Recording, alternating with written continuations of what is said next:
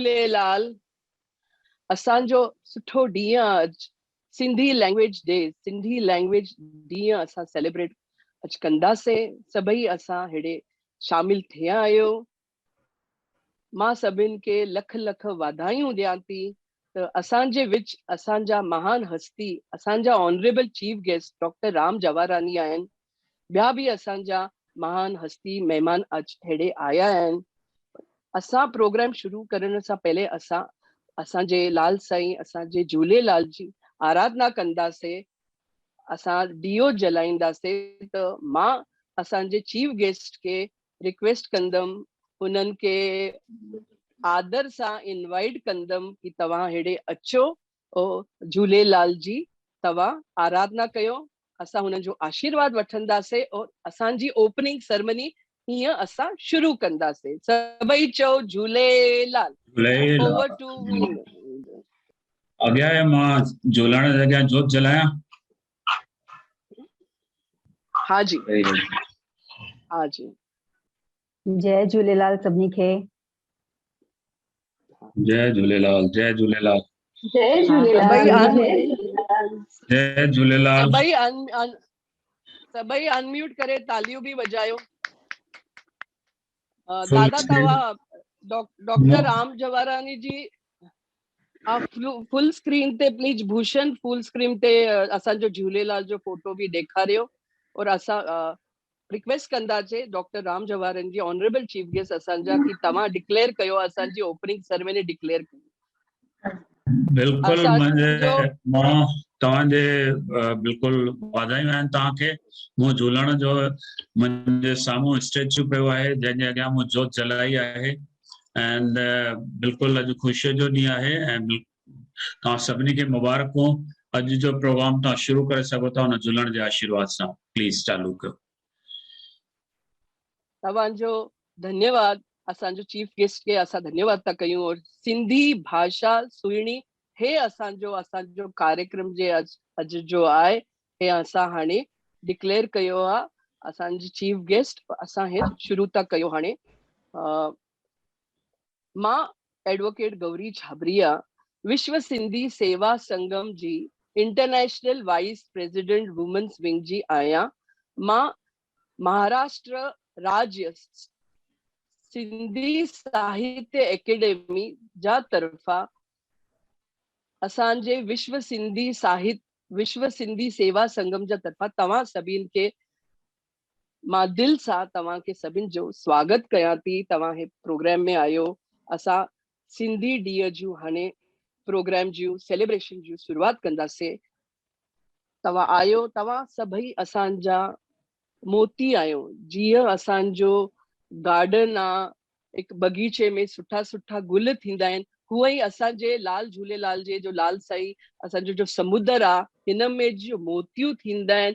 तव्हां सभई असांजा हस्तियूं, असांजो सिंधी समाज जा मोती आहियो। तव्हां एतिरो कमु कयो आहे असांजे सिंधी साहित्य लाइ, असांजे सिंधी संस्कृति लाइ, कि मां हिननि सभिनि खे नमन कयां थी, मां हिननि सभिनि खे सल्यूट कयां थी। तव्हां हेॾे सभई आया आहियो, मूंखे खूब वधारे ख़ुशी आहे। और मां ख़ुशीअ सां हे प्रोग्राम जी शुरूआत थी कयां। हे असां मुंबई में आयो तो असां सिद्धि विनायक के भी याद कंदासीं और गणपति बप्पा मोरया भी चवंदासीं। उहे ई ये सांस्कृतिक प्रोग्राम आहे। त मां हिकु सरस्वती जी वंदना भी कंदमि। सरस्वती नमस्तुभ्यं वर्धते कामरूपिणी विद्यारंभम करिष्यामि सिद्धिर्भवतु मे सदा। जय झूलेलाल चवई मां हे तव्हांखे सभिनि जो वॉर्म वेलकम कयां थी। हाणे असांजी स्पेशल गेस्ट आहे रानी मिरचंदानी। हीअ असांजी विश्व सिंधी सेवा संगम तरफ़े हीअ असां हुननि खे घुरायो आहे। दुबईअ जी प्रेसिडेंट आहे वुमेन्स विंग जी, विश्व सिंधी सेवा संगम जी। सुठो एक्टिंग कंदी आहे ड्रामा में, और सुठो सोशल वर्क कंदी आहे दुबई में। हीअ असांजी दुबई जी महान नारी शक्ति आहे। त मां हुननि खे इनवाइट कंदमि एज अ स्पेशल गेस्ट। असां घुरायो आहे हुनखे कि तव्हां थोरो हिन ओकेजन ते सिंधी ॾींहं ते कुझु ॻाल्हायो। जय झूलेलाल गौरी जी, सभिनी खे जय झूलेलाल। जय झूलेलाल। जय झूलेलाल। जय झूलेलाल। जय झूलेलाल। मां रानी मिर्चंदानी, विश्व सिंधी सेवा संगम दुबई वुमेन्स विंग जी प्रेसिडेंट। मां शुक्रगुज़ार आहियां महाराष्ट्र राज्य सिंधी साहित्य अकेडमी मुंबई, विश्व सिंधी सेवा संगम ऐं advocate Gauri Chhabria VXXX international vice president जी, जिन मूंखे हिन प्रोग्राम में इनवाइट कयो आहे ऐं हेॾो सम्मान ॾिनो आहे। पहिरीं त सभिनी खे सिंधी भाषा दिवस जूं लख लख वाधायूं। सुभाणे 11 अप्रैल दाल पकवान ॾींहुं आहे ऐं 13 तारीख़ चेटीचंड आहे। एडवांस में सभिनी खे लख लख करोड़ करोड़ वाधायूं। सिंधी भाषा हिकु मधुर ऐं प्राचीन भाषा आहे। चवंदा आहिनि त जंहिं बि इंसान खे अगरि सिंधी भाषा चङी तरह ॻाल्हाइण अचे थी त उहो संसार में कोई बि भाषा सुहिणी तरह ॻाल्हाए सघे थो। असां पंहिंजी सिंधी ॿोलीअ ते फ़ख़ुरु आहे। अॼु तमामु ख़ुशीअ जी ॻाल्हि आहे त सिंधी भाषा जे वाधारे ऐं विकास लाइ महाराष्ट्र राज्य सिंधी साहित्य अकेडमी ऐं विश्व सिंधी सेवा संगम जी ऑल ओवर वर्ल्ड टीम सुठा सुठा कम करे रही आहे। विश्व सिंधी सेवा संगम दुबई जी सिंधियत बि वधाइण लाइ जाम कमु करे रही आहे। असां हिकु सिंधी नाटक तयारु कयो आहे। अॼु जी नारी हिकु नारी सोच, नई सोच, जंहिंजी राइटर डायरेक्टर करिश्मा चावला, नैरेटर माधवी चैनानी, विश्व सिंधी सेवा संगम इंटरनेशनल डायरेक्टर। माधवी जी मूंखे हिन संस्था सां जोड़ियो हो VXXX सां, ऐं हू हमेशह मूंखे गाइड कंदी रहंदी आहे ऐं हमेशह सपोर्ट कंदी रहंदी आहे। ऐं दुबई जी कुझु लेडीज़ बि हिन में पार्ट खयो आहे। ऐं एडिटिंग ऐं कंपाइलिंग हिकिड़े नंढड़े ॿार 14 साल जे छोकिरे जयदित्य मेहतानी कई आहे। मां बि हिन में दादी जो रोल कयो आहे। उम्मीद आहे तव्हांखे इहो नाटक पसंदि ईंदो। जय झूलेलाल। जय झूलेलाल। थैंक यू रानी मैडम, थैंक यू रानी मिर्चंदानी जी, असांजी स्पेशल गेस्ट फ्रॉम दुबई। तव्हां हेॾे आयो, धन्यवाद तव्हांजो। Thank U. हाणे असांजा महान हस्ती, असांजा सिंधी आइकॉन, असां सभई हुननि खे असांजे महारथी आहिनि सिंधीअ जा। असां हुननि सां गाइडेंस वठंदा आहियूं हमेशह। हमेशह असांखे हो सुठो सुठो गाइडेंस ॾींदा आहिनि, मोटिवेट कंदा आहिनि। केतिरा किताब लिखिया आहिनि, सिंधी यूथ ते बि लिखिया आहिनि। हाणे हुननि जा आर्टिकल्स आहिनि, challenges in the times of lockdown ते, सिंधी राइजिंग स्टार्स, और एतिरा सुठा मज़ेदार किताब लिखिया आहिनि कि हुनखे बि पुछो ई न। हे ॾिसो, असां हुननि जो मान इज़त करे हे असां रानीअ खे ऑनर करो था। हुनजो सर्टिफिकेट बि आयो आहे रानीअ जो। रानी तव्हांजो की token of appreciation. Thank you Gauri ji. त असां राम जवारानी जी के, डॉक्टर राम जवारानी जी जे ऑनरेबल चीफ गेस्ट आहिनि। हिननि जे बारे में मां छा चवां तव्हांखे। एतिरी ॻाल्हियूं आहिनि कि घंटो घंटो लॻंदो। पर हे बिज़नेस चओ या सांस्कृतिक कार्यक्रम चओ, ऑथर चओ, लिखंदा आहिनि, फिल्म बि लिखंदा आहिनि, छा न कंदा आहिनि। भई खजानो आहे हिननि वटि, हे मोती आहिनि सभु।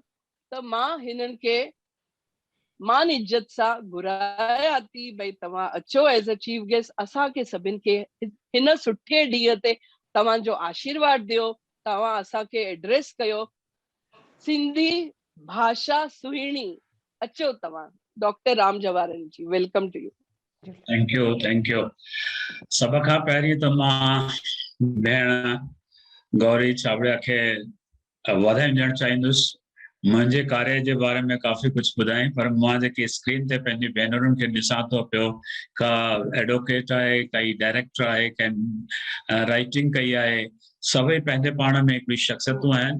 एंड अॼु हिकु तमामु सुठी ॻाल्हि मूंखे लॻे थी त जेको सिंधी भाषा ॾींहं जो अॼु जो महत्व आहे, जंहिंमें असांजी भाषा खे तस्लीम कयो वियो हो भारत सरकार जे तरफ़ां, उन में ही इज़ाफ़ो आहे त स्क्रीन ते असांजूं माताऊं भेनर नज़र अची रहियूं आहिनि, जंहिंमें काजल चंद्रामाणी त पंहिंजे गायकीअ सां, पंहिंजे संगीत सां सिंध जी पूरी शेवा करे रही आहे। ऐं तव्हां बि भेनर उनजी शेवा में शामिल आहियो। एंड इहा हक़ीक़त आहे त ॿोलीअ जी सर्जणहार जेका आहे उहा औरत थींदी आहे। ॿोली जेका असांजी सिंधी आहे, सिंधी तव्हांजे घरनि खां ॿारनि खे जॾहिं तव्हां पढ़ाईंदा ॿुधाईंदा त उतां शुरूआत थींदी। हाणे सवाल रहे थो त 10 तारीख़ असीं छो हिनखे इम्पोर्टेंस ॾियूं था, त 20 सालनि जे कशमकश खां पोइ, घणी संघर्ष खां पोइ 47 में आज़ादी मिली, 67 में असांजी ॿोलीअ खे भारत सरकार तस्लीम कयो। 344(1) ऐं 351 कलम जे हेठि, उन धारा जे हेठि, उन में 8th शेड्यूल में आंदो हुयो। उन जी कई उहा जेका सभ्यता, उहे जेका सिंधी जाति आहे, जंहिं सॼी दुनिया खे सभ्यता जी तहज़ीब जी राह ॾेखारी, उनखे इहो कामयाबी मिलण में 20 साल लॻी विया। ऐं उनजे पोयां जिन जो योगदान हो, उन्हनि जो ज़िक्र करण बि हिते मां चाहियां थो ज़रूरी आहे। त ख़ासि करे अदीबनि, राइटर्स, लेखकनि, ऐं उन में 3 नाला मां ज़रूरु खणणु चाहींदुसि। गोविंद माली, A.J. उत्तम ऐं कीरत बाबाणी, उन्हनि जो योगदान रहियो, उन्हनि जी संस्था जो योगदान रहियो। ऐं जीअं असांजी भेण वकील आहे, उन्हनि खे ख़बर हूंदी त इन तस्लीमी ॾींहं ते जेके सरकार, जेके असांखे कोर्ट जा दर खड़काया पिया, जेको कानूनी दावा पेच हुया, उन में असांखे असांजे राम जेठलाणी साहब काफ़ी कुझु मदद कई ऐं असीं उनजा बि शुकराना था मञूं।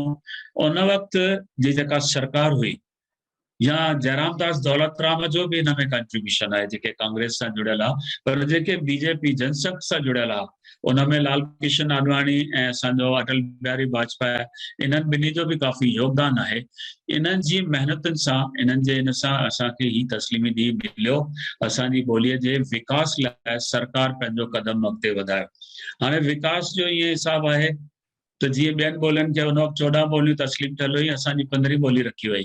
त इहा 15 ॿोलीअ जो बि विकास उन्हनि वांगुरु थियणु घुरिजे, जंहिंजे करे राज्य जूं जेके एकेडमीज़ खुलियूं, सिंधी साहित्य एकेडमी, जंहिंजे तव्हां बैनर में अॼु प्रोग्राम ऑर्गेनाइज़ करे रहिया आहियो, या national council for promotion of languages में सिंधी लैंग्वेज खे बि प्रमोट कयो वियो, जंहिंजे लाइ असांजो डायरेक्टर बि हिन वक़्तु काफ़ी कुझु करे रहियो आहे, मिस्टर पिंजाणी साहिबु, प्रताप पिंजाणी। त इहो उतां खां शुरूआत थी। ॿी जेका शुरूआत थी, सिंधी ॿोलीअ खे तस्लीम करण लाइ असांखे जेके सहूलियत मिली, त असांजा जेके मेंबर ऑफ पार्लियामेंट आहिनि, उहे पार्लियामेंट में पंहिंजो कसम सिंधीअ में खणी सघनि था, छाकाणि असांखे साॻा हक़ आहिनि जीअं ॿियनि खे हक़ आहिनि। या असांजी असेंबलीअ में जॾहिं कोई चूंडिजी वञे थो पियो, त उनखे बि सिंधीअ में कसम खणण जी रिवायत चालू रखी वई आहे। त सिंधी ॿोली असांजी तस्लीम थियण खां पोइ सरकार जे तरफ़ां काफ़ी कुझु कयो वियो, पर असांजो बि फर्ज़ु आहे कुझु असां पंहिंजी ॿोलीअ लाइ कयूं। असां पहिरीं, सभ खां पहिरीं सिंधी ॿोली तॾहिं जीअरी रहंदी, तॾहिं हुनजो विकास थींदो, वाधारो थींदो, जॾहिं असां पंहिंजे ॿारनि खे सिंधी हुअण जो हिकिड़ो अहसासु ॾियाराईंदासीं, चवंदासीं त असीं सिंधी आहियूं। असांजी जेका ॿोली आहे प्राचीन आहे, जेको भले 7000 9000 साल प्राचीन चई थी वञे पई, असीं उन सभ्यता जा वारिस आहियूं, जंहिं सभ्यता सॼी दुनिया खे राह ॾेखारी। पर सवाल इहो आहे त उहो असां एहसासु जेको आहे, एहसासु कराइणो आहे पंहिंजे यंगर फील्ड, जेके जवान आहिनि, उन्हनि खे इन ॻाल्हि जो एहसासु थियणु घुरिजे त असीं सिंधी आहियूं, असांखे फ़ख़्रु आहे सिंधी हुअण ते। ऐं मां सम्झां पियो हींअर नौजवाननि में सिंधी ॿोलीअ लाइ चाह पैदा थी रहियो आहे, ऐं हिन वक़्तु उहे रुचि उन्हनि जी उन में सिंधी ॿोलीअ में अची रही आहे। मूं स्टेज ते हींअर घणेई कलाकार ॾिठा आहिनि लॉकडाउन जे पीरियड में, नौजवान ॿार जेके 20-22 साल जा, 18 साल जा, 25 साल जा आहिनि, उहे सुठी सिंधी ॻाल्हाइनि था, सिंधीअ में ॻाइनि था, सिंधीअ में एक्ट कनि था, सिंधी एंकरिंग कनि था। त असांजी सिंधी ॿोली जेका प्राचीन, ऐं इहा जेका सिंधी ॿोलीअ जो को डपु हुयो किथे ख़तमु न थिए, मां आशावादी आहियां हींअर उन सिंधी ॿोलीअ खे हींअर धर्म न रसंदो, पर तॾहिं न रसंदो जॾहिं असीं हुन सिंधी ॿोलीअ जा कार्य कंदा रहंदासीं। ऐं सिंधी ॿोलीअ खे ज़िंदा रखण लाइ असांखे वोकल कल्चर जे तरफ़ ध्यानु ॾियणु घुरिजे, असांजे कलाकारनि जे तरफ़ ध्यानु ॾियणु घुरिजे, असांजे साहित्यकारनि जे तरफ़ ध्यानु ॾियणु घुरिजे। घर में सिंधी ॻाल्हायो, प्रोग्राम सिंधी अटेंड कयो। मां कॾहिं कॾहिं मूंखे अजीब लॻंदो आहे, काई सिंधी फिल्म रिलीज़ थींदी आहे त सभई कॉलर मथे कंदा आहिनि त असांखे सिंधी फिल्म जे लाइ पास आई आहे, इन्विटेशन आई आहे। उहा इन्विटेशन ॾिसी करे उहे ख़ुशि थींदा आहिनि, पर उन्हनि खे ख़ुशि तॾहिं थियणु घुरिजे मुंहिंजा दोस्तो, जॾहिं उहा टिकट परचेस करे पाण वञी थिएटर में ॾिसंदा, तॾहिं हुन सिंधी फिल्म जो प्रमोशन थींदो, उहा सिंधी फिल्म अॻियां वधंदी। फ्री में काई इन्विटेशन अचे थी, असांखे ख़ुशि थियणो न आहे। असांजो योगदान इहो आहे त केरु जेकॾहिं 2 क़दम अॻियां वधे थो, पिक्चर ठाहे थो, कोई टीवी सीरियल ठाहे थो, त असां हुनखे ॿियनि पिक्चर्स वांगुरु टिकट ख़र्च करे वञी करे ॾिसूं। त सिंधी ॿोलीअ जे विकास ॿियो हिन वक़्तु असांजी भेण एडवोकेट गौरी छाबड़िया जी काफ़ी एक्टिव आहे ऐं मां उनखे इहो अॼु जो मौक़ो वठी चवंदुसि त सरकारनि खां अञा घणो कुझु तव्हां सिंधी ॿोलीअ जे लाइ वठी सघो था पिया। सिंधी ॿोलीअ जे लाइ ललित कला अकेडमी ठहणु घुरिजे जिते कलाकारनि खे सॼे दुनिया में ट्रेनिंग लाइ मोकिलियो वेंदो आहे, उहा स्थापन थियणु घुरिजे। सिंधी ॿोलीअ जे वाधारे लाइ सरकार खे इहो अर्ज़ु कयो वञे त जेके ॿोलियूं तस्लीम थियल आहिनि, हिन वक़्तु 22 ॿोलियूं आहिनि, उन्हनि सभिनी जा DD चैनल्स आहिनि, त असांखे बि हिकिड़ो सिंधी चैनल ज़रूरु मिलणु घुरिजे जिते असां पंहिंजे संस्कृति सभ्यता जो तहज़ीब जो इज़हार करे सघूं, उनजो मुज़ाहिरो करे सघूं। सो उन में बि तव्हां करे सघो था। उनखां अलावा जेको असांखे सिंधी ॿोलीअ जे वाधारे लाइ हर सरकारी अदारे में असांखे हिकिड़ो ट्रांसलेटर खपे जेको ट्रांसलेट करे, जीअं पार्लियामेंट आहे जंहिं बि ॿोलीअ में ॻाल्हायो वेंदो आहे, जेके मेंबर्स आहिनि जेका ॿोली हू चाहींदा आहिनि उन में उन्हनि खे उहा ॿुधण में ईंदी आहे, छाकाणि उहा ऑन द स्पॉट ट्रांसलेट थींदी आहे, त उहे खपनि। मां तव्हांखे हिकिड़ी अजीब ॻाल्हि ॿुधायां थो त भारत में जेके ॿोलियूं तस्लीम थियल आहिनि उहे जेकॾहिं पंहिंजो पोस्ट कार्ड, पंहिंजो पार्सल पोस्ट ऑफिस जे थ्रू मोकिलनि था त उन ते एड्रेस पंहिंजे लैंग्वेज में लिखंदा, पंहिंजे उन सूरत ख़तीअ में लिखंदा, त उहा पहुचे थी, एक्सेप्ट सिंधी। सिंधी ॿोलीअ में बि असांखे लिखण जो हक़ आहे, पर उहो छाकाणि त असांजे पोस्ट ऑफिस वग़ैरह में सेंट्रल जेके बि आहिनि या जंहिं शहरनि में आहिनि उते उनखे ट्रांसलेट करण वारो कोई सिंधी अपॉइंट न कयो वियो आहे। त सरकार खे इहो अर्ज़ु आहे त तव्हां जीअं ॿियनि ॿोलियुनि जे विकास लाइ कमु करे रहिया आहियो तीअं असांजे सिंधी ॿोलीअ जे विकास लाइ बि कमु कयो, त असां बि दुनिया में उन असांजी प्राचीन आहे ऐं असां सिंधी कॾहिं हार मञण वारा न आहियूं। असां हथे खाली आया हुआसीं, कुझु कोन खणी आया हुआसीं, सिर्फ़ु असां सां गॾु हुयो इल्मु, अकुल ऐं औरचाई, पंहिंजी महिनत। असां हुन महिनत सां मथे चढ़ियासीं, अॼु पंहिंजो मुक़ाम ठाहियो आहे। उहे ॿई सिंधी हथ जेके ॿई ख़ाली खणी आया, अॼु ॿिन्ही हथनि सां सभिनी जी मदद करे रहिया आहिनि। सभिनी इन सेंस गुरुदान जी जेके सरकार हुजे, स्टेट गवर्नमेंट हुजे या सेंट्रल गवर्नमेंट, असांजो वॾो योगदान आहे। त असां पंहिंजा जीअं आग पाणी हवा पंहिंजो रस्तो पाण ठाहींदी आहे, सिंधियुनि पंहिंजो रस्तो पाण ठाहियो आहे, पर हाणे वक़्तु अची वियो आहे असां पंहिंजी सिंधी ॿोलीअ खां पंहिंजे यंगर जनरेशन खे वाक़ुफ़ु कयूं ऐं उन्हनि खे ॿुधायूं। ॿी ॻाल्हि हिकिड़ी मूं काफ़ी 2004 खां वठी मूं हिकिड़ी नंढी तहरीक मूवमेंट हलाई हुई, त जहिड़े नमूने असां गणपतीअ जे ॾींहंनि में जेको असीं जंहिंजे लाइ असांखे सिदक आहे, असीं हुनखे पंहिंजे घर में, ऑफिस में, पाड़े में घुरायूं था, 1.5 ॾींहं 3 ॾींहं 5 ॾींहं, ऐं सिक सां श्रद्धा सां हुनजी पूजा कयूं था, आरती थिए थी। साॻे नमूने असां माता खे बि घुरायूं था, जॾहिं 11 ॾींहं 8 ॾींहं 9 ॾींहं जेको बि आहे, माता खे बि असां घुरायूं था पिया। साॻे नमूने छो न असां पंहिंजे झूलण खे बि 40 साहिब जे ॾींहंनि में पंहिंजे घर में, ऑफिस में, पाड़े में घुरायूं ऐं उनजी वाक़फ़ियत ॾियूं त हीउ असांजो झूलण आहे। हिन असांखे कीअं मिर्ख भाषा खां असांखे आज़ादी ॾियाराई, कीअं असांजे धर्म जो परिवर्तन खां असांखे बचायो, त उन झूलेलाल जी न सिर्फ़ु असांजे नौजवाननि खे ख़बर पवंदी, पर नॉन सिंधीज़ खे बि उनजो अहसासु थींदो, उन्हनि खे बि ख़बर पवंदी। न त सिर्फ़ु झूलेलाल माना ईअं सम्झो वेंदो आहे हिकिड़ो असांजो ग्रीटिंग करण जो, हिकिड़ो राम राम करण जो तरीक़ो आहे, ईअं न आहे। झूलेलाल जी तमामु घणो वॾो करिश्मो आहे जंहिं असांखे उन मिर्ख भाषा खां कहिड़े नमूने बचायो हो, त ॿारनि खे बि ख़बर पवंदी त असां हुन झूलेलाल जा पंजड़ा छो था ॻायूं, असां झूमिर छो था हणूं, या छेॼ छो था कयूं, या असां आरती छो था कयूं, ऐं या अखियो वञी दरिया ते छो था पायूं। इहे सभु जेके ॻाल्हियूं आहिनि तॾहिं ख़बर पवंदी जॾहिं असीं प्रैक्टिकल कंदासीं हुन हिसाब सां।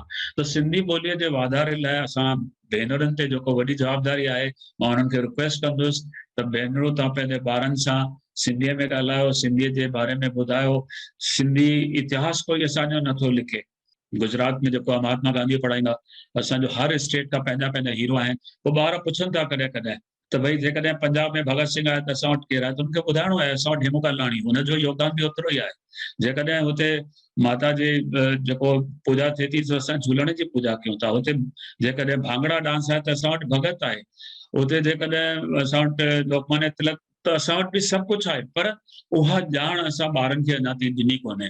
सो उहा ॿार असांखे ॿारनि खे ॾियणी आहे। असांजो जेको वर्सो आहे उहो यंगर जनरेशन ताईं पहुचाइण में सभ खां वॾे में वॾो जेको कमु आहे उहो असांजे भेनरुनि जो आहे। मूंखे ख़ुशी आहे त अॼु सॼी स्क्रीन ते सिर्फ़ु हिकिड़ो मां नज़र अचां थो जेको ॻाल्हायां थो, बाक़ी सभु भेनर जेके आहिनि ॿुधी रहियूं आहिनि। त मां सम्झां थो तव्हां मूंखे आशीर्वाद कंदा त अॻियां बि मां जेतिरो कुझु करे सघां समाज लाइ करे सघां ओतिरो कयां। धन्यवाद, महिरबानी, तव्हां मूंखे हिते घुरायो। तव्हां सभिनी खे वाधायूं, महिरबानी। हे तव्हांखे असां टोकन ऑफ एप्रिशिएशन था ॾियूं असांजे honourable guest thank you doctor madam, Ram Jawarani खे। तव्हांजी आशीर्वाद ई काफ़ी आहे। तव्हांखे तव्हांजी आशीर्वाद ई काफ़ी आहे धन्यवाद, भेनरुनि जी। तव्हांजो धन्यवाद। हे असांजे राम जवारानी जी असांजे चीफ गेस्ट सजोग फाउंडेशन जा चेयरमैन भी आहिनि, असांजे विश्व सिंधी सेवा संगम जा एडवाइजर आहिनि और केतिरे केतिरे संस्थाऊं फेडरेशन में केतिरो कमु कंदा आहिनि और कुझु हुनजी लिस्ट वधारे लंबी आहे। थैंक यू राम जवारानी जी, तव्हांजो स्पीच एतिरो असांखे सुठो लॻियो कि असां सभी हिननि में तव्हां जे असांखे चयो आहे असां कंदासीं, असां गवर्नमेंट खे बि लिखंदासीं और आगे भी असां तव्हां सां गाइडेंस वठंदासीं। तव्हांजी इंस्पिरेशन मोटिवेशन हीअं ई असांजे मथो तव्हांजो आशीर्वाद हीअं ई खपे असांखे। हाणे असांजो सिंधी भाषा सुहिणी हिन प्रोग्राम जी हाणे शुरुआत थींदी और असांजी सुठियूं सुठियूं हस्तियूं आहिनि, 4 नारियूं आहिनि असांजो अॼु सभई जे असांजे प्रोग्राम में आहिनि। हे असांजूं नारी शक्ति आहिनि अॼु। त असांजी पहली जो असांजी इंटरनेशनल स्टार आहे जी असांजी सरस्वतीअ खे वाणी जो चवंदा आहिनि, सरस्वतीअ जो जंहिंखे आशीर्वाद आहे, हीअ असांजी भेण जी आहे, हीअ असांजी सिंगर जी आहे, इंटरनेशनल फिगर आहे, सिंगर आहे। इन्हनि खे चवंदा आहिनि सिंधीअ जी लता मंगेशकर। इन्हनि जे लाइ छा असां चवां, सभी सिंधीअ भेनर खे भाउरनि खे ख़बर ई आहे। असां हर एक वॾे प्रोग्राम में जंहिं महिल हिन जो नवी रिकॉर्डिंग ईंदी आहे, फेसबुक ते ईंदी आहे, त असां एतिरो ख़ुशीअ सां नचंदा आहियूं, मज़ो कंदा आहियूं। त मां हुननि खे आज आदर सम्मान सां ऑनरेबल असांजी काजल चंदी Ramani, renowned singer, international singer, celebrity, हिनखे इनवाइट कयां थी कि तव्हां कुझु शब्द भी असांखे आशीर्वाद जा ॾियो और सुठो कुझु असांजे झूलेलाल जो न त सिंधी लैंग्वेज डे ते कुझु असांखे ॿुधायो। Thank U, welcome. Thank you Gauri दीदी, जय झूलेलाल सभिनी थैंक खे। यू, पहिरों तो तव्हांजो जय धन्यवाद थी झूलेलाल। कयां जो तव्हां मूंखे एतिरे सुहिणे प्रोग्राम में पंहिंजो नंढो योगदान ॾियण जो मौको ॾिनो। Very thankful to you. And Sachin Nimbalkar ji, उन्हनि खे प्रणाम। सचिन जी नमस्ते। उहे महाराष्ट्र सिंधी साहित्य अकेडमी सां जुड़ियल आहिनि। जेके भी हिन पैनल ते आहिनि सभिनी खे जय झूलेलाल। सभिनी खे ईंदड़ बस चेटीचंड जूं लख लख करोड़ वाधायूं। राम अंकल हाणे स्क्रीन ते कोन्हनि, पर मां रुगो एतिरो चवणु चाहींदसि त जेको राम अंकल चयो बिल्कुलु सही उन्हनि चयो त असांजी ॿोली जेकॾहिं ज़िंदा रखणी आहे त आर्टिस्ट खे, कलाकार जेके आहिनि, जेके म्यूज़िशियंस हुजनि, सिंगर्स हुजनि, डांसर्स हुजनि, थिएटर हुजे, लिखियल जेके आहे रिटन वर्ड खे त तमामु अहमियत आहे, घणी ॾिनी वई आहे एतिरनि सालनि ताईं। पर इहो जेको परफॉर्मिंग फील्ड आहे उन में थोरो वधीक कम थिए। जीअं राम अंकल चयो, ललित साहित्य अकेडमी या सिंधी साहित्य अकेडमी थोरो असांजे लाइ, आर्टिस्ट जे लाइ थोरो सोचे करे। मां सचिन जी सां थोरो वेझराईअ में ॻाल्हि ॿोल कई हुई, मां सचिन जी सां, भई महाराष्ट्र सिंधी साहित्य अकेडमी में थोरो असां आर्टिस्ट जे लाइ बंदोबस्तु कयो जीअं असां पंहिंजो योगदान ॾेई सघूं। ऐं जेको आईंदड़ जनरेशन आहिनि, असां खां पुठियां जेके ईंदा, उन्हनि जे लाइ कुझु असां करे सघूं। बिकॉज एज एन आर्टिस्ट मुंहिंजो कमु आहे ॻाइणु, पर असांखे सपोर्ट बि त खपे। असां अकेलो घणो करे सघंदासीं। त ॻाल्हियूं थियनि, पर आई जस्ट होप त इहे ॻाल्हियूं प्रैक्टिकल बि थियनि on the ground. We need to see some results. Because मां बि साहित्य अकेडमी में 2 साल मां मेंबर हुअसि, महाराष्ट्र सिंधी साहित्य अकेडमी। मां उते पंहिंजा व्यूज़ रखिया भई प्लीज़ असां खां कमु वठो, we are ready to give our best, पर प्लीज़ कुझु अहिड़ो प्लेटफॉर्म ठाहियो नंढा वॾा आर्टिस्ट कुझु न कुझु योगदान पंहिंजो ॾेई सघे। ऐं ॿियो चवंदसि त मुंहिंजा नाना स्वर्गीय पद्मश्री प्रोफेसर राम पंजवाणी पंहिंजी सॼी ज़िंदगी सिंधी ॿोली जे वाधारे में हुननि गुज़ारी। ऐं दादा हमेशह चवंदा हुआ त अलाह ईअं न थिए जो किताबनि में पढ़जे त हुई सिंध ऐं सिंध वारनि जी ॿोली, पर ईअं लॻे थो हाणे त नओं वेव शुरू थियो आहे। ऐं ख़ासि करे लॉकडाउन जो ही साल जेको गुज़रियो आहे, एतिरा नया कलाकार बि आया आहिनि, सिंधी ॿोलीअ खे वाधारो मिलियो आहे, सभई ॻाइनि था, ॿुधनि था। Think this is a new impetus, Sindhi ॿोलीअ खे वाधारो मिलियो आहे ऐं अॻिते ज़रूरु वधंदो। We should not lose hope. ऐं इन ई पॉज़िटिव नोट ते मां 4-5 सिटूं तव्हांजे अॻियां रखंदसि। असांजी मिठड़ी जेका ॿोली आहे। राम अंकल, थैंक यू, तव्हां हमेशह मुंहिंजे लाइ एतिरो सुठो ॻाल्हाईंदा आहियो। Thank U much. Thank U. मन खां मिठड़ी तन खां मिठड़ी, मिठड़ी मुंहिंजी ॿोली। मन खां मिठड़ी तन खां मिठड़ी, मिठड़ी मुंहिंजी ॿोली। कीअं विसारिया, कीअं विसारिया, कीअं विसारिया, कीअं विसारिया, कीअं विसारिया अमड़ ॾिनी जा लोली, हाय लोली, हा लोली। मन खां मिठड़ी तन खां मिठड़ी, मिठड़ी मुंहिंजी ॿोली। मन खां मिठड़ी तन खां मिठड़ी, मिठड़ी मुंहिंजी ॿोली। रंग रंगीली दुनिया तुंहिंजी, रंग रंगीली दुनिया तुंहिंजी, रंग रंगीला माण्हू। रंग रंगीली दुनिया तुंहिंजी, रंग रंगीला माण्हू। कोई कारो कोई सुहिणो, कोई कारो कोई सुहिणो, सभिनी जी हिकु आहे ॿोली, हाय ॿोली, हा ॿोली। मन खां मिठड़ी तन खां मिठड़ी, मिठड़ी मुंहिंजी ॿोली। मन खां मिठड़ी तन खां मिठड़ी, मिठड़ी मुंहिंजी ॿोली। कीअं विसारिया, कीअं विसारिया, कीअं विसारिया, कीअं विसारिया, कीअं विसारिया अमड़ ॾिनी जा लोली, हाय लोली, हा लोली। मन खां मिठड़ी तन खां मिठड़ी, मिठड़ी मुंहिंजी ॿोली। मन खां मिठड़ी तन खां मिठड़ी, मिठड़ी मुंहिंजी ॿोली।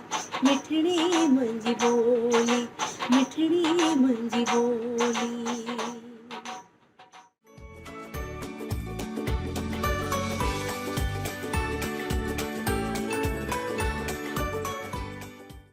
और असांखे सभु संस्कृत जो एक्टर्स हीरोइन्स सभई आया आहिनि, हुननि खे बि हेल्प कयो। हूअं ई एतिरा वॾा वॾा ॿिया बि सिंधी हस्तियूं आहिनि। असांजे डॉक्टर राम जवाहरानी खे बि ख़बर आहे, जवाहरानी खे हे बि सभई मिली असां ॾिसंदासीं कि तव्हांजा सभु सपना काजल दीदी पूरा थियनि। थैंक यू गौरी दीदी। मां हिकिड़ो मिंट वठंदसि रुगो हिते। हा, राम अंकल त हमेशह हाज़िर आहिनि। राम जवाहरानी अंकल हमेशह सिंधियत खे सभिनी खे हिमथाईंदा आहिनि। ऐं तव्हां जेकी हाणे आइडिया ॾिनी, वी शुड रियली रोपन द हिंदुजा ब्रदर्स। तव्हांजा I mean U can do it. ईअं ई जे माण्हू जेकॾहिं अॻिते ईंदा न त कमु तमामु सुठो करे सघंदासीं। यस, बिल्कुलु। या and you are in a position to motivate everybody. Gauri दीदी, तव्हां, राम अंकल, तव्हां असांजा सभई साण में कंदासीं, सभई साण मिली असां कंदासीं त थींदो। बिल्कुलु बिल्कुलु, fantastic. Thank you so much. Thank U. हाणे असांजे विच ऑनरेबल डॉक्टर कविता शर्मा छबलानी, हे असांजी भेण आहे, हीअ बि नारी शक्ति आहे। केतिरा सुठा सुठा कम कया आहिनि जयपुर में, क्योंकि राजस्थान में केतिरे कॉलेजेस भी हे लैंग्वेज मेहनत करे हे सब वापस सिंधी लैंग्वेज कॉलेज में आया आहिनि। केतिरो सुठो कम कयो आहे। हीअ बि हिकु महान पॉलिटिशियन आहे, डॉक्टरेट आहे, PhD आहे। तव्हां हेॾे आया आहियो डॉक्टर कविता जी, मूंखे वधारे ख़ुशी आहे तव्हां आया आहियो। हाणे मां ऑनरेबल कविता शर्मा छबलानी जी के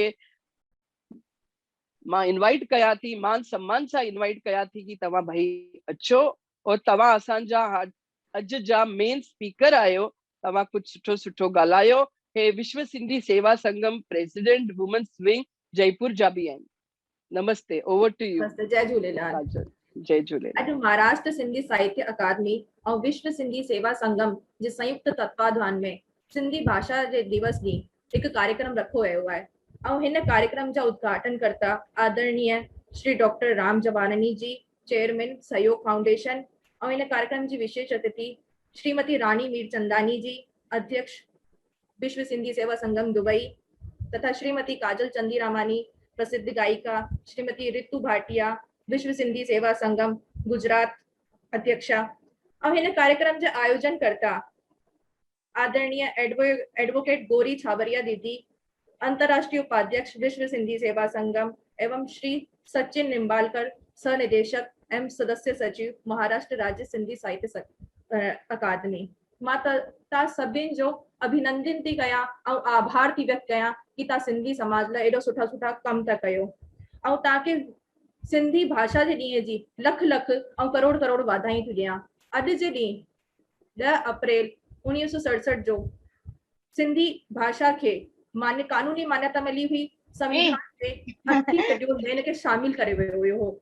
छोकि अॼु जे ॾींहुं अॼु जो ॾींहुं असांजे लाइ उहो ई आहे जीअं पूरे देश लाइ 15 अगस्त ऐं 26 जनवरी आहे। त अॼु जो ॾींहुं असांजे लाइ ॾाढो महान आहे ऐं अॼु असां उनखे मनायूं था। 26 जनवरी 1950 जो भारतीय संविधान लागू थियो हुयो और जंहिंमें उन वक़्तु पाण खे सिंधी भाषा के शामिल न कयो वियो। लेकिन सिंधी भाषा और साहित्य जा पुजारी 17 साल लगातार संघर्ष करे करे आंदोलन करे करे पंहिंजी सिंधी भाषा के संविधान में शामिल करायनि। अॼु उन्हनि खे भी याद करण जो ॾींहुं आहे। मां उन्हनि खे सल्यूट थी कयां, उन्हनि खे सलाम थी कयां। कंहिं भी क़ौम लाइ या कंहिं भी जाति लाइ भाषा उहा ई हूंदी आहे जीअं हिकु शरीर लाइ आत्मा। जीअं आत्मा बिना शरीर जो अस्तित्व कोन्हे, उहा ई भाषा बिना कंहिं क़ौम और कंहिं जाति जो कोई अस्तित्व कोन्हे। भाषा संस्कृति बिना असां पंहिंजा संस्कार अॻियां अचण वारी पीढ़ी खे नथा रही सघूं, पंहिंजो वाधारो नथो थी सघे। त इन करे ही भाषा और संस्कृति अॻियां वधाइण असांजी जिम्मेदारी आहे। सिंधी भाषा जी हिकु लेखिका प्रोफेसर हीरा नंदाणी जी चयो हुयो, अगर भाषा न रहंदी त गीत न हूंदा, गीत न हूंदा त गायक न हूंदा, और गायक न हूंदा त कला संस्कृति न रहंदी, और कला संस्कृति न रहंदी तो पोइ जाति कीअं जीवित रही सघंदी। त ही ॾाढी सुठी ॻाल्हि उन्हनि चई हुई। त इन करे असांखे भाषा जो महत्व सम्झणो आहे। इन करे अॼु असां हिते इकट्ठा थिया आहियूं। बिना भाषा और संस्कृति के असां पंहिंजे ॾाढी सारी जातियुनि खे देशनि और विदेशनि में विलुप्त थींदे ॾिठो भी आहे कि उन्हनि जो अॼु उन्हनि जो केरु कोई पहचान कोन्हे, कोई नालो वठण वारो कोन्हे। जबकि असांजी सिंधी भाषा त हेतिरी हुन जो इतिहास एतिरो पुराणो और गौरवशाली आहे कि असांखे पूरो गर्व आहे ऐं अॻियां वारी पीढ़ी खे असांखे गर्व कराइणो आहे। विश्व जी प्राचीन सभ्यता सिंधु घाटी सभ्यता जो अफगानिस्तान खां वठी करे राजस्थान और हरियाणा ताईं फैलियो हुई, हुनजो मुख्य केंद्र बिंदु ही सिंध हुयो। हुनजी 2 राजधानियूं हड़प्पा और मोहनजोदड़ो हुई। और हुन वक्त जो कला संस्कृति हुई, जो अल्फाबेट्स हुयो, वो अॻियां त ही कम आईंदा रहिया। और उन्हनि जी कला संस्कृति अॼु जे समाज में पूरी दिखाई पई ॾे। सिंध जो नालो त महाभारत में भी वठियो वियो आहे। उन वक्त कौरवन जो दामाद जयद्रथ हुन समय राजा हुयो। सिंध अखंड भारत जो हिस्सो रहियल आहे और सिंध हमेशा सिंध मां ई हिंद ठहियो आहे। सिंध हमेशा हिंदुस्तान जी रक्षा कई आहे। छोकि उत्तर में तो हिमालय था कोई बाहरी आक्रमण से हमेशा रक्षा कई है। उत्तर में तो हिमालय से कोई आक्रमण न कर सके और बाकी 2 शहरनि सां 2 तरफ पानी पानी आ। तो हमेशा जॾहिं भी बाहरी आक्रमण थिया हुआ सिंध जी तरफ का थिया हुआ। तो सिंध हमेशा एक पहरेदार जी वांगुरु हिंदुस्तान की रक्षा कई अथई। कभी यवन आया, कभी शक आया, कभी हूण आया, ईरानी आया, सिकंदर आयो, हमेशा सिंध जी तरफ का आया। सिंध शासकन और जनता पूरी जी जान लगाए वरतन हिंदुस्तान जी रक्षा करण ला, पंहिंजी मातृभूमि जी रक्षा करण ला। लेकिन इन ही कंदे कंदे 8वीं शताब्दी में अरब आक्रमण थियो हुयो। अरब आक्रमण और हुन वक्त राजा दाहिर सेन हुयो। असांजो अंतिम हिंदू सम्राट राजा दाहिर सेन पंहिंजी मातृभूमि जी रक्षा कंदे कंदे पंहिंजो प्राणनि जी न्योछावर करे सघनि। और उनका पोइ हिंदुस्तान में तुर्कन जो शासन थी वियो, उनका पोइ मुगलन जो और उनका पोइ अंग्रेजन जो। उनका पोइ सभु ॼाणनि था आज़ादी जी लड़ाई में सिंध बराबर जो हिस्सेदार रहियो। उन्हनि पूरी ताक़त लगाए वरिती पूरी सिंध जनता की भारत की आज़ाद करण लाइ। और शहीद हेमू कालानी तो 19 साल की उम्र में फांसी ते फंदे ते लटकी विया हुआ। त उन्हनि की शहादत के पाण खे याद करणो, ही असांजा नायक हुया।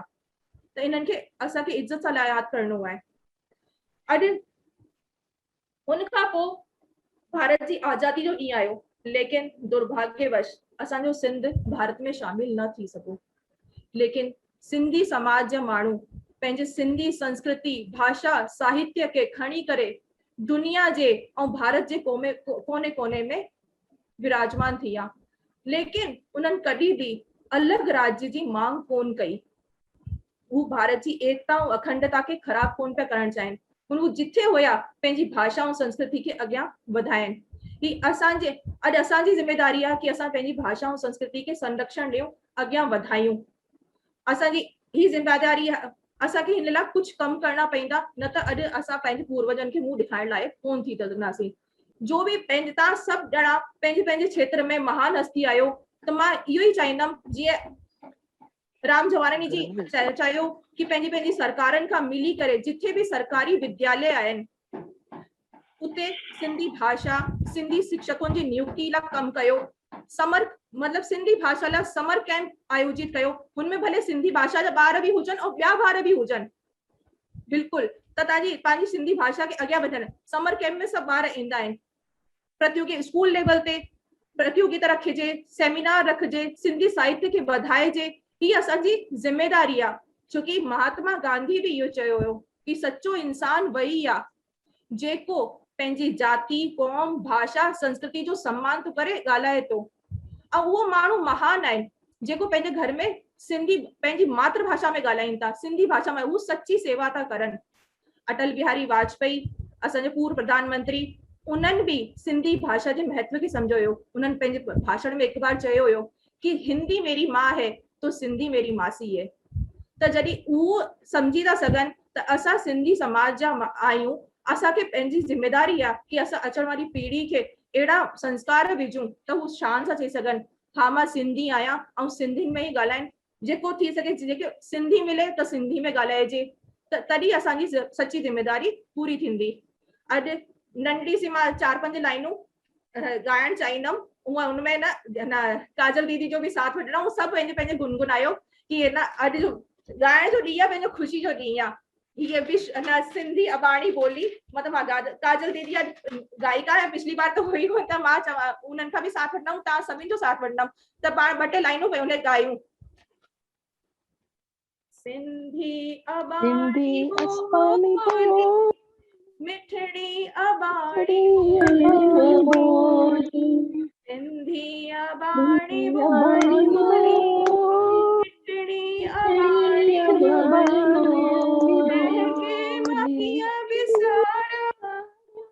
जिंद साथ दे पिवारा, जिनमें दीनिया मुखे नीले में मालोली, सिंधी अबाणी बोली, मिठड़ी अबाणी बोली, हर कौम जी सुनाड़ जुबान, हर कौम जी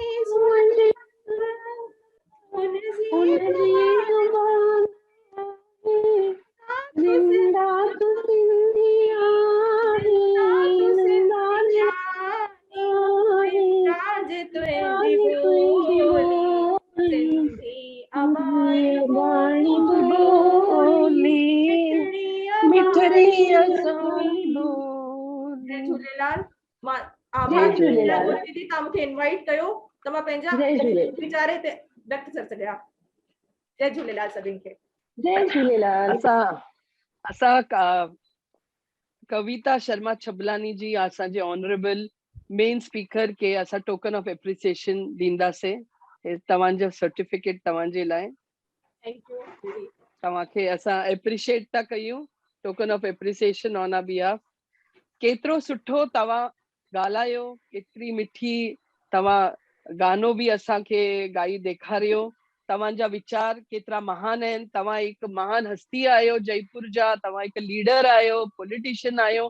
तव्हां कंहिं महिल बि सिंधीअ जे कल्चर लाइ, लैंग्वेज लाइ तयार आहियो कि गवर्नमेंट में हेड़े होड़े वञी असांखे असांजो हक़ मिले। हे तव्हां कंदा आहियो।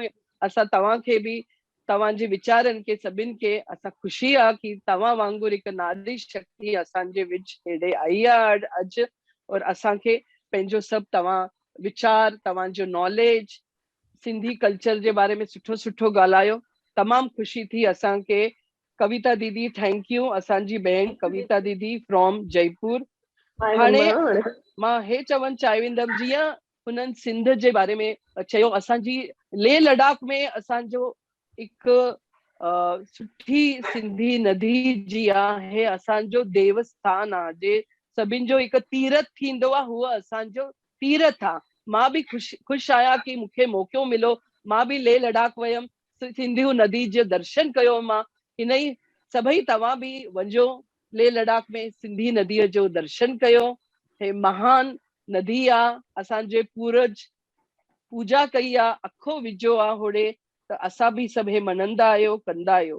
हाणे मां चवंदमि कि महाराष्ट्र स्टेट साहित्य सिंधी एकेडमी सभु संस्कृति आर्टिस्ट के, असांजे कल्चर के, सिंधीअ के मोटिवेट कंदा आहिनि। हाणे जल्दी हो पंहिंजो प्रेसिडेंट बि अपॉइंट कंदा और सुठो सुठो कमु कंदा। उहो ई असांखे आशीर्वाद आहे। असांजे महाराष्ट्र जे मिनिस्टर अमित देशमुख हे इंचार्ज आहिनि कल्चरल एक्टिविटीज़, हुननि में असांजो सिंधी कल्चर बि अची वियो, हुननि जो आशीर्वाद आहे। तमामु सुठा मिनिस्टर आहिनि असांजे महाराष्ट्र जा। हीअं ई असांखे आशीर्वाद आहे विश्व सिंधी सेवा संगम, असांजे फाउंडर गोपाल सजनानी जा, असांजी फर्स्ट लेडी उषा सजनानी जा, असांजा इंटरनेशनल चेयरमैन जे आहिनि, हुननि जो आशीर्वाद आहे असांखे। डॉक्टर राजू मनवानी, असांजी माधवी दीदी हेॾे आहे, असांजी इंटरनेशनल डायरेक्टर आहे, हिननि जो बि आशीर्वाद आहे। भरत जे आहिनि, जो इंटरनेशनल प्रेसिडेंट आहिनि असांजा VSS जा।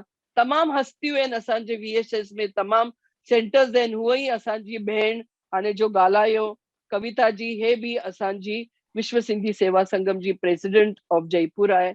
त हाणे असांजी कलाकार ईंदी, असांजी कविकार ईंदी, असांजी फिल्म स्टार ईंदी, केतिरे फिल्म में काम कयो आहे, actress, author, poet, all in one, केतिरा हुननि खे पुरस्कार मिला आहिनि। Right from Gujarat we are having असांजी honourable Ritu Bhatia ji, Vishwa Sindhi Seva Sangam president women's wing Gujarat.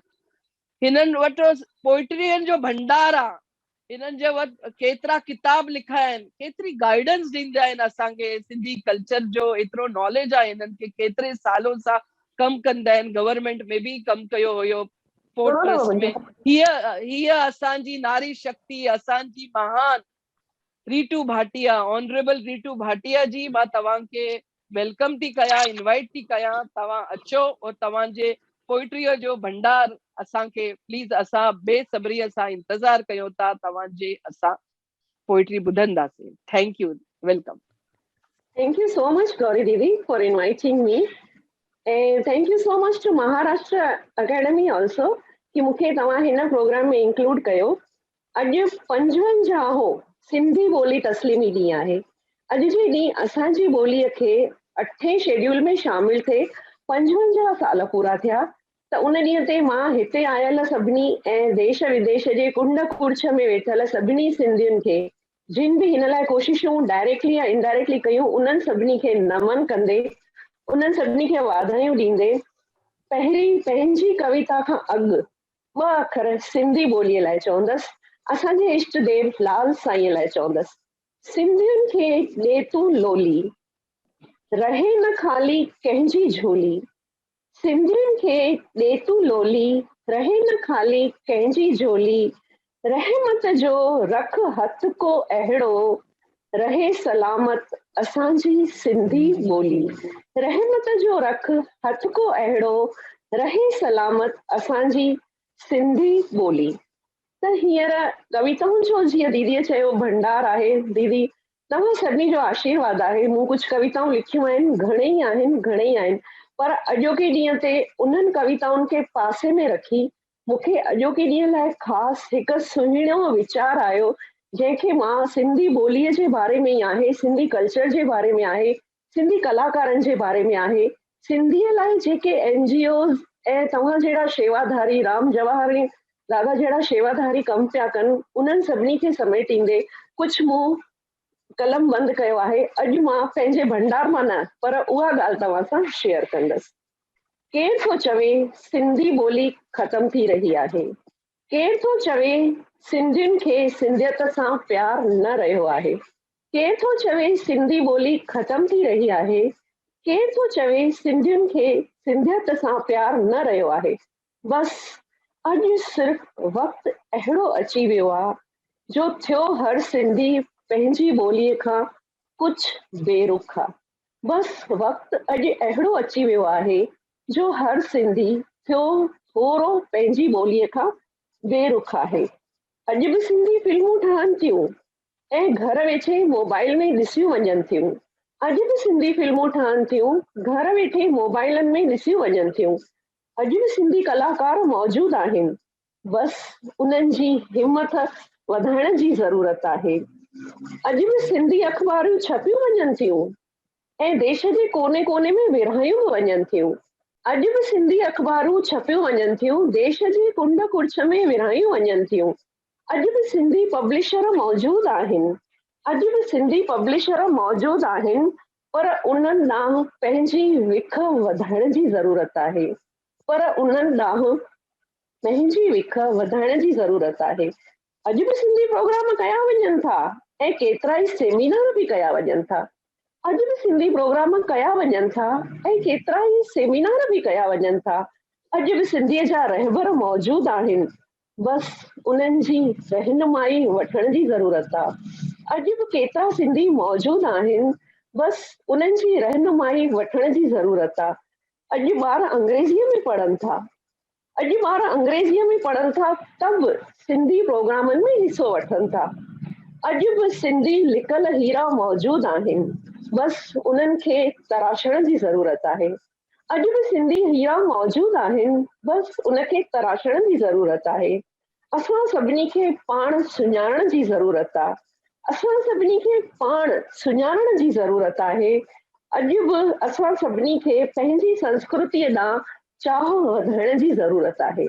असांखे पंहिंजी संस्कृतीअ ॾांहुं चाह वधाइण जी ज़रूरत आहे। पंहिंजो हर मुमकिन योगदान ॾियण जी ज़रूरत आहे। पंहिंजी ॿोलीअ लाइ गॾिजी हिकु कोशिश करण जी ज़रूरत आहे। पंहिंजो योगदान ॾियण जी ज़रूरत आहे। पंहिंजी ॿोलीअ लाइ गॾिजी कोशिश करण जी ज़रूरत आहे। हा, ज़रूरत आहे सिर्फ़ु हिकु कोशिश करण जी। कविता हिते पूरी थी। इन खां पोइ मां ईअं चवंदसि कि जॾहिं मूं चयो हुयो कि हा अॼु बि नॉन सिंधी ॿार भले जेके अंग्रेजी स्कूलनि में पढ़नि था उहे बि सिंधी प्रोग्रामनि में हिसो वठनि था, त उनजो जीतो जागतो उदाहरण असांजी रानी मीरचंदानी दीदी दुबई मां ॾींदी। ॿार भले दुबई में रहनि था, अंग्रेजी में पढ़नि था, पर उन्हनि सिंधीअ में ड्रामो लिखियो आहे, ठाहियो आहे ऐं अॼु ई हिन खां पोइ हिन स्क्रीन ते पेश करण वारा आहिनि। त मुंहिंजी कविता जा वर्ड्स किथे केतिरा सच पिया थियनि इहो तव्हां पाण ॾिसी सघो था। जय झूलेलाल। धन्यवाद रितु दीदी, केतिरो सुठो तव्हां पोइट्री, तव्हांजे वीचार आर्टिस्ट लाइ सभी एक्टर्स संस्कृति जे भी हिस्सा करनि था, आर्टिस्ट आहिनि हुननि लाइ चयो। असां एक टोकन ऑफ एप्रिसिएशन तव्हांखे पेश कंदासीं। श्रीमती रितु भाटिया जी, तव्हांखे token of appreciation. Thank you so much, Gauri Chabaiya and Maharashtra Sahitya Academy. हाणे असां मिस रानी रामचंदानी एक्टर और हुननि जी टीम सभिनि जो हाणे असां ड्रामा ॾिसंदासीं।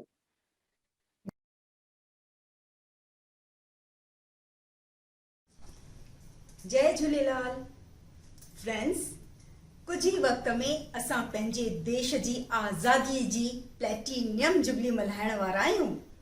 इन सभागे मौके ते हिंदुस्तान जी हर हिक कुंड में आज़ादीअ जो झंडो लहराईंदो।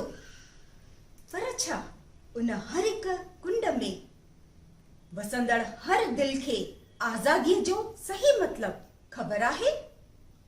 उन आज़ादीअ ते मर्दनि सां गॾु असां ज़ालुनि खे बि पूरो हक़ कोन आहे? इन्हनि सवालनि जे जवाब में अचो त ॾिसूं असांजी हिकु नंढड़ी पेशकश। अॼु जी नारी सभिनीनि ते भारी। कविता ऐं बबीता पंहिंजी रिलेटिव किरण ऐं कंचन जे घर ख़ुशख़बरी खणी आयूं आहिनि। हलो त असां बि हली ॾिसूं कहिड़ी ख़ुशख़बरी आहे।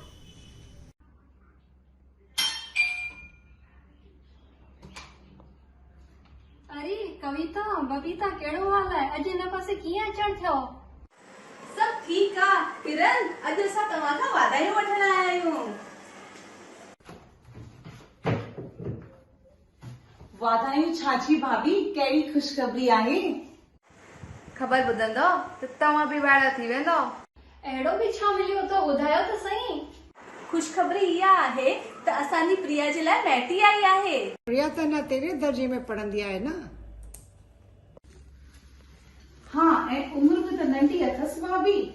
एॾो सुठो घर साम्हूं खां पाण चढ़ी आयो आहे ऐं छोकिरी जी घुर कई अथऊं। ॿियो छा खपे हिकु धीअ जे माउ पीउ खे? कहिड़ो वॾो घर आहे, असां बि त ॿुधो। अरे हू शालीमार मार्केट में जेके ड्रीमलैंड शोरूम वारा आहिनि न, उनजे वॾे पुट लाइ ॻाल्हि मोकिली अथऊं। पर उहो त प्रिया खां उमिरि में ॾाढो वॾो हूंदो न कविता? हाँ, खाली 7 साल जो ई त फ़र्क़ु आहे, पर खानदान अहिड़ो आहे जो मुंहिंजी प्रिया जा त नसीब ई खुली वेंदा।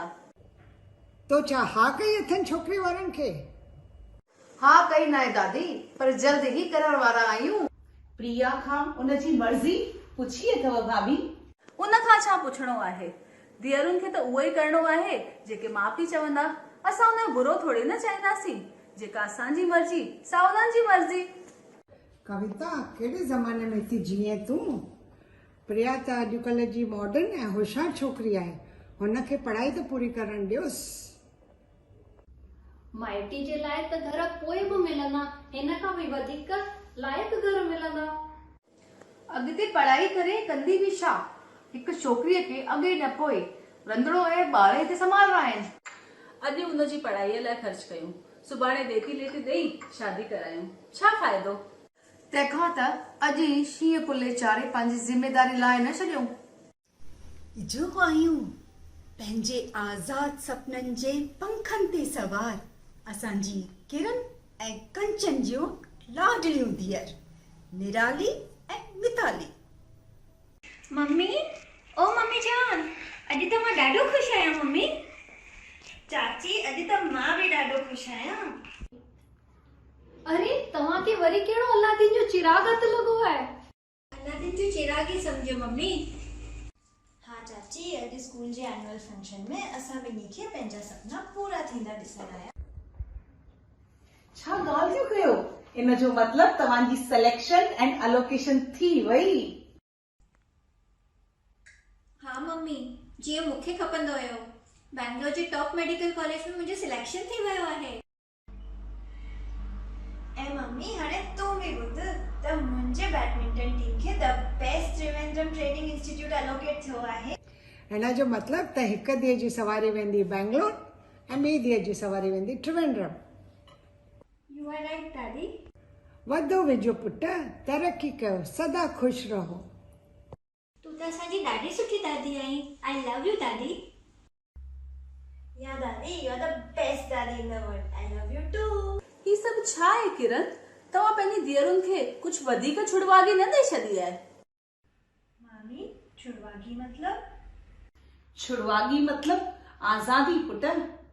मामी डियर, आज़ादी त असांखे 1947 में ई मिली वई हुई ऐं अॼु असां उन आज़ादीअ खे सही तरह सां एंजॉय बि करे रहिया आहियूं। छा थी चई कविता? मां तुंहिंजो मतिलब न सम्झियो।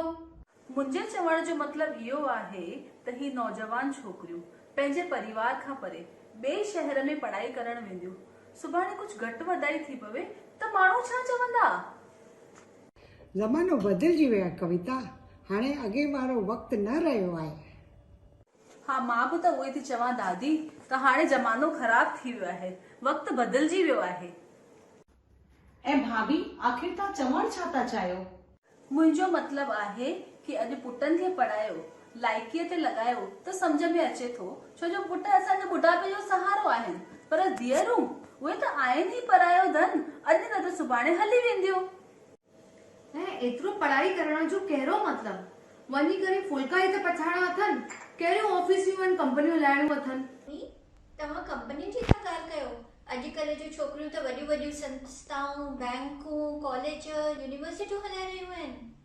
मामी, अॼुकल्ह जूं छोकिरियूं त नासा ऐं माउंट एवरेस्ट ताईं पहुची चुकियूं आहिनि। देश जी सरकार हलाए रहियूं आहिनि। त छा शादीअ खां पोइ पंहिंजो घर न हलाए सघंदियूं? मां बि त उहो ई थी चवणु चाहियां कि जेकॾहिं आख़िर में तव्हांखे पंहिंजो घर ई संभालणो आहे त हेॾी पढ़ाई लिखाई करण ऐं मगज़मारी करण जी ज़रूरत छा आहे? ज़रूरत आहे कविता। अॼु पुटनि ऐं धीअरुनि में कोई फ़र्क़ु कान रहियो आहे। अॼुकल्ह जी धीअरूं त पुटनि खां बि वधनि। नई सोच ऐं नए ज़माने जे मुताबिक़ असां माता पिता खे छोकिरे ऐं छोकिरीअ खे हिकु जहिड़ो हक़ ऐं आज़ादी ॾियणु घुर्जनि।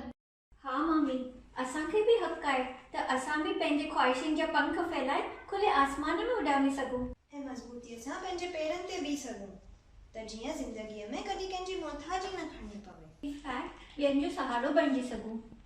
ऐं असां पंहिंजी धीअरुनि जी कमज़ोरी न, हिमत आहियूं भाभी। उन्हनि जे हर सही फ़ैसिले में उन्हनि सां गॾु आहियूं। घर जे वॾनि जी सलाह सां असां पंहिंजी ज़िंदगी जो अहम फ़ैसिलो करण जो हक़ उन्हनि खे ई ॾिनो आहे ऐं असांखे उन्हनि ते पूरो भरोसो आहे। ऐं सुभाणे अगरि कुझु ऊच नीच थी वञे त पोइ? सुभाणे जी चिंता में अॼु जीअण त न छॾे ॾींदो न बबीता। मालिक वेठो आहे न, हू सभु संभाले वठंदो। असांजो फर्ज़ आहे त असां पंहिंजी धीअरुनि जो अॼु संभालियूं ताकि सुभाणे उन्हनि खे का तकलीफ़ न थिए। तव्हां सभिनी जे वीचारनि त मूंखे मुंझाए छॾियो आहे। कविता, लॻे थो असांखे पंहिंजी प्रिया जे बारे में हिकु दफ़ो वरी सोचणु घुर्जे। तव्हांखे यादि हूंदो त पुष्पा जी धीअ सां छा थियो। अॼु जे पढ़ियल हुजे हा त इहे नसीब जूं ठोकरूं न खाया। हुन दिनेश खे त ॾिसो न, केतिरो न धंधे में नुक़सान पातई, पर घरवारी पढ़ियल हुअसि त ॿिन्हिनि गॾिजी करे कम खे संभाले वरितो। ऐं भाभी, यादि अथव वो उषा जी मसवाड़न जंहिंजे मुड़ुस जवानीअ में ई हुनखे डिवोर्स ॾेई छॾियो।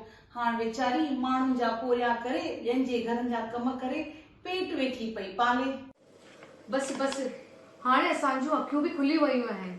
असां बि पंहिंजी प्रिया जा पंख न कटींदासीं, हुनखे खुले आसमान में आज़ाद उॾामण ॾींदासीं। ऐं उन माइटीअ जो छा कंदा भाभी? ॿाहिरि ॾियोसि न माइटीअ खे, नसीब में हूंदो त हुन खां बि सुठो घर मिलंदो असांजी प्रिया खे। सुभाणे ई मना कराए थी मोकिलियासि। हाणे असांजी प्रिया बि अॻिते पढ़ंदी ऐं पंहिंजा सपना पूरा कंदी। ये हुई न बात। That's like our great mommy. वाह, इहा थी न असांजी मॉडर्न मामी वारी ॻाल्हि। हाणे त असांजी मामी पिणु चवंदी, अॼु जी नारी सभिनी ते भारी। करेक्ट, अॼु जी नारी सभिनीनि ते भारी। उम्मीद आहे तव्हांखे असांजी हीअ नंढड़ी पेशकश पसंदि आई हूंदी। सची त आहे, अॼु जे ज़माने जूं ज़ालूं दुनिया जी हर हिकु फील्ड में तरक़ी करे न सिर्फ़ पंहिंजो परिवार, समाज, देश, पर सॼी सृष्टि संभाले सघंदियूं आहिनि। कामयाब ज़ालुनि जी हुन कॾहिं बि ख़त्म न थींदड़ लिस्ट में कुछ नाला आहिनि। महाराणी Lakshmibai, Indira Gandhi, mother Teresa, Kiran Bedi, Kalpana Chawla, PT Usha वगैरह वगैरह। लिस्ट तमाम लंबी आहे। जय झूलेलाल।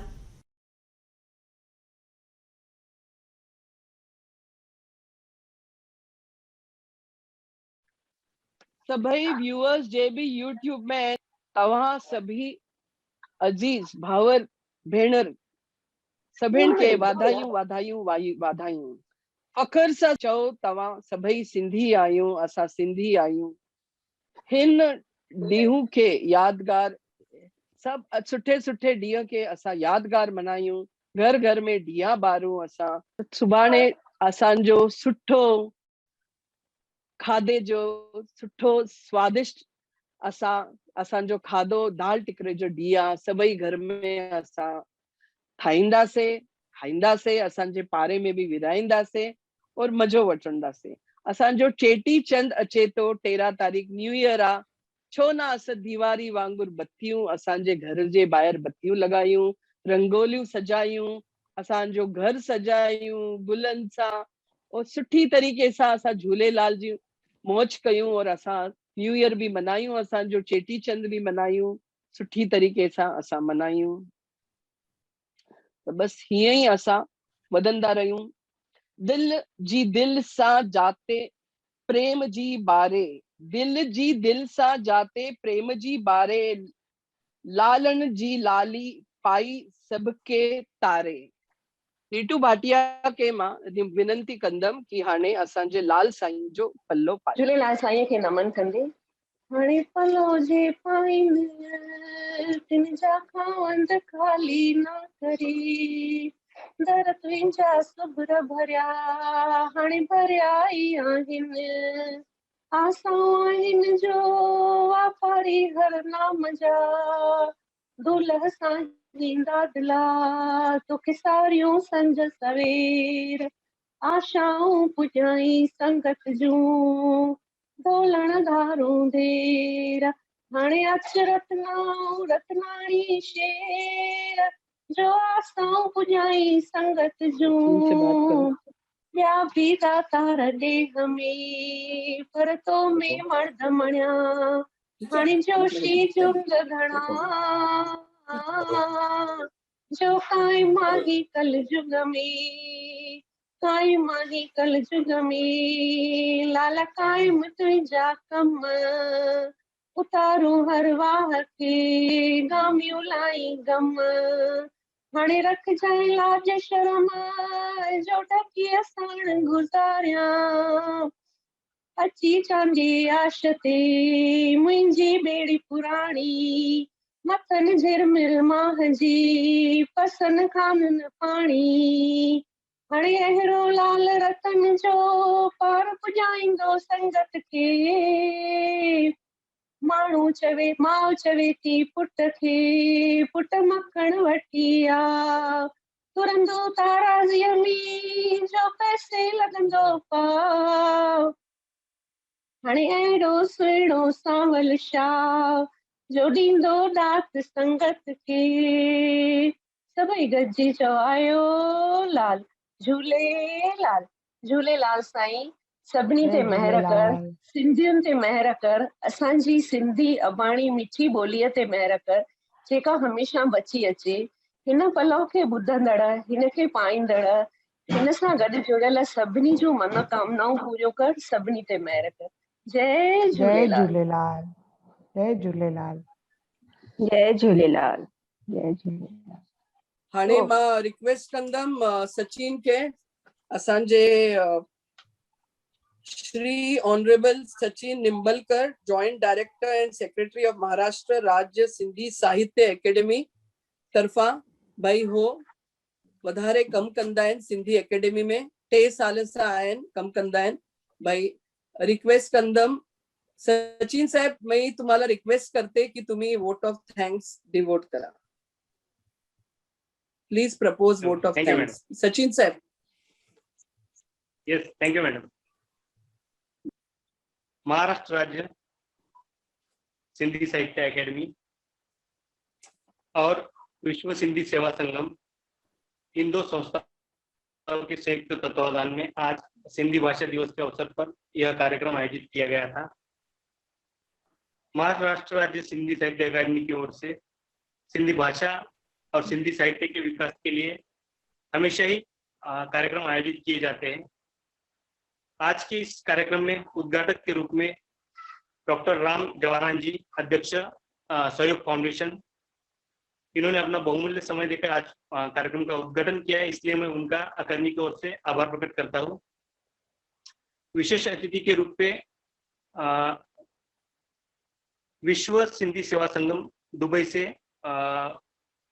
चेयरमैन श्रीमती रानी मीरचंदानी मैडम उपस्थित थे, उनका भी मैं बहुत बहुत आभारी हूँ। प्रसिद्ध गीत गायिका तथा अकादमी की पूर्व सदस्य श्रीमती काजल चंदीरामानी मैडम, उन्होंने बहुत सुंदर गीत प्रस्तुत किया, इसलिए मैं उनका भी बहुत आभारी हूँ। श्रीमती डॉक्टर कविता शर्मा मैडम, अध्यक्षा महिला विंग विश्व सिंधी सेवा संगम जयपुर,